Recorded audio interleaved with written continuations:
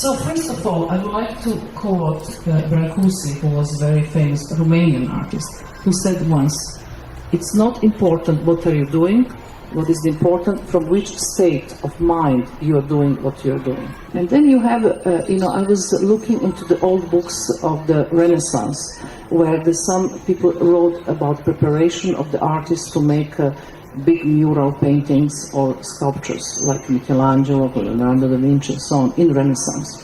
So he proposed this preparation. 3 months before you start the work, you should stop eating meat. Second, 2 months before you start, you have to stop drinking wine or any alcoholic or the other intoxication, drugs, whatever.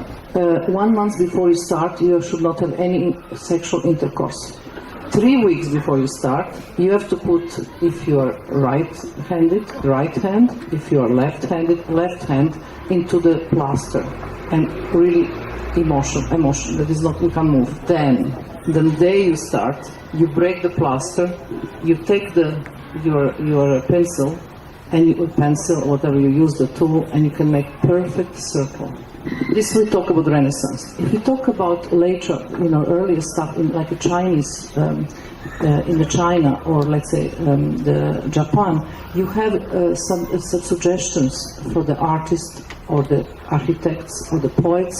If they wanted to make artwork or the great idea for the Haiti poetry or for the writing, to get ideas for the new buildings, they have to go on the top of the mountain and confront with something they call chi energy. And then, sitting there for a long time in a meditative position, they have to kind of contemplate on the nature. And then they come back down to the city or the studio and make work. And they can make just the sublime, invention, or the Haiti poetry, which is just one sentence, or they can make just with one brush stroke the painting. Hieronymus Bosch does something completely else. He will cut his body and infect his wounds in order to have the high temperature and to come into some kind of delirium state in order to have a visions to paint. And then you have the very common, the old-fashioned things that artists to create should be drunk out of his mind, take the drugs, mushrooms, whatever, and then, make the work in the studio.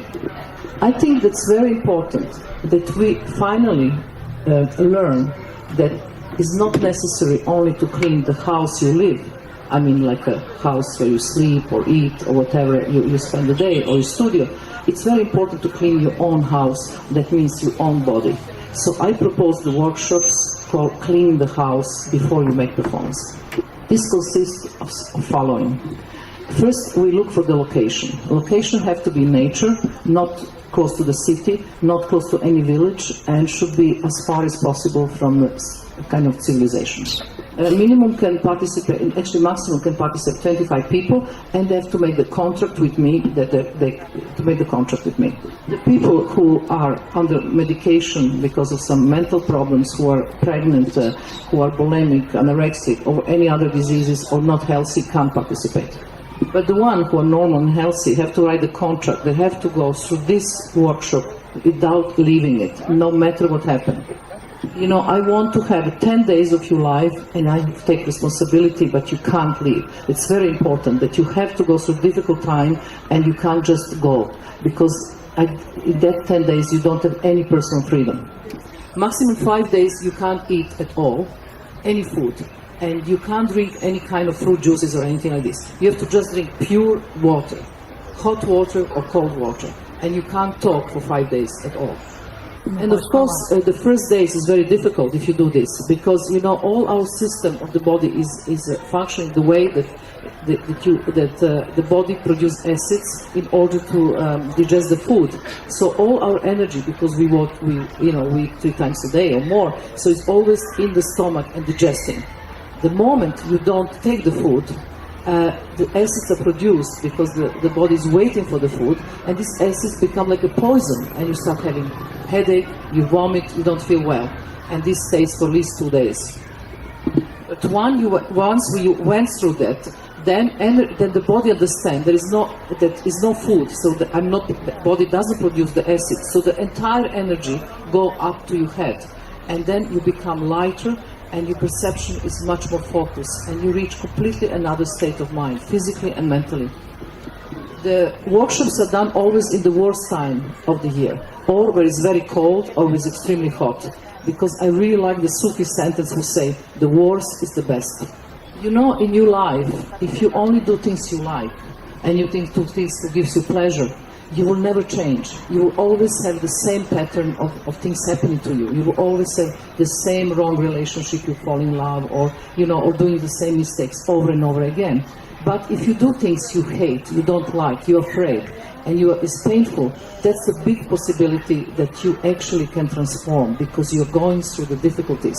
And that transformation is very important, because you learn something about yourself. One example is I wake the people, you know, we are just sleeping together in sleeping bags on the floor. I wake you up in the middle of the night, let's say in the absolutely January winter in Sweden, and wake you up 4 in the morning. You have to jump out of the bed, completely naked, run in the snow, and do the special exercises I call them the Aborigine jumping exercises. And this takes about 10 minutes. This is like the first thing in the morning, 4 o'clock. So then you go back inside, you dress, you just drink hot water, and then we go to the forest. And we walk far away, like something like between 10 kilometers, 15 kilometers from the house. Then I blindfold you, and you have to find out home without seeing back. I think that an artist have to see with his whole body like a blind man.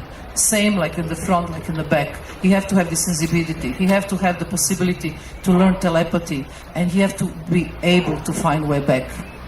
Then the next exercise will be to walk slow down, absolutely slow, entire day, as slow as possible. The most difficult is to take slow shower or to piss slow. Or just to, before you go to sleep, to remember the moment before you are awake and falling asleep. It's so hard to remember that particular moment, so we are training to remember, because once you remember how to fall in sleep consciously, the dream becomes reality. Or just go to the forest and hold the tree and complain about, you know, minimum 3 hours to complain to the tree. And then we have the days when we are just walking, but very long walks. We're talking about 10, 12 hours walk with completely no food in the body. And it's amazing how actually you can do, because the energy is become completely unexhaustible. And the very interesting thing that one of the most difficult things is not to eat, but one of the most difficult things is not to talk. Because we absolutely want to talk all the time. We want to explain to everything. We want to verbalize everything. And there's an enormous amount of energy goes in this communication. Once you stop communication, the entire energy is going inwards into yourself.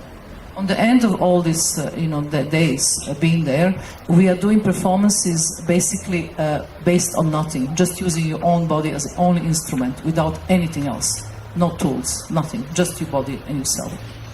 What is incredible about that exercise, it looks like, exotic, but there are some moments that's difficult. But when you go through this whole thing, the exercises are designed to really strengthen your willpower, to strengthen your perception, to really, the most important also, to actually raise the question who you are exactly, and is your choice to be an artist. The right choice is the choice to perform as your way of expressing yourself, right thing. So all these questions comes up in these 10 days.